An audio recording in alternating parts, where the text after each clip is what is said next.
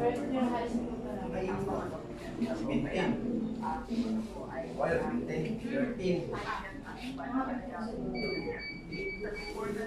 Iyo ko mga konti.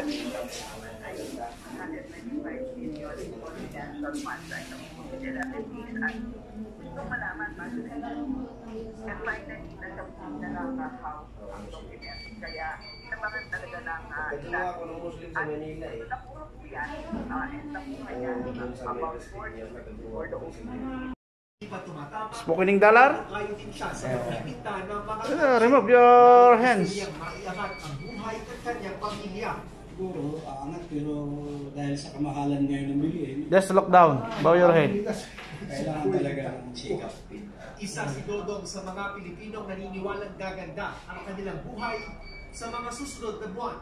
Sa survey ng Social Weather Stations o SWS, lumalabas na 44% o higit 4 sa bawat 10 Pilipino ang naniniwalang gaganda ang kalidad ng kanilang buhay sa susunod na 12 buwan. 5% naman ang nagsabing kung nila ay sasama ang kalidad ng buhay, habang ang iba nagsabing hindi ito magbabago. Mas maraming nagsabing gaganda ang buhay sa Metro Manila, habang bahagya namang bumaba ang level nito sa ibang bahagi ng bansa. Good. Your hairstyle? Bumaba ang net personal optimism score kumpara doon sa PMG.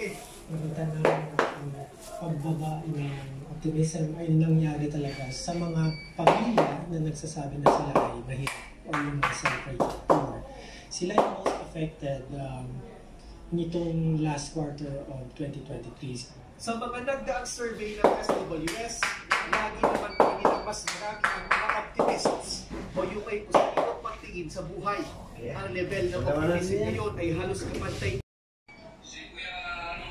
Ilang comment na yun? Marami.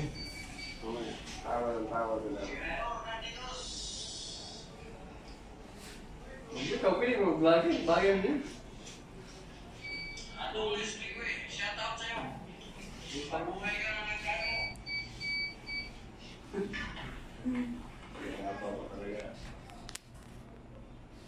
Niitip niya, kami niya ka. Pose na.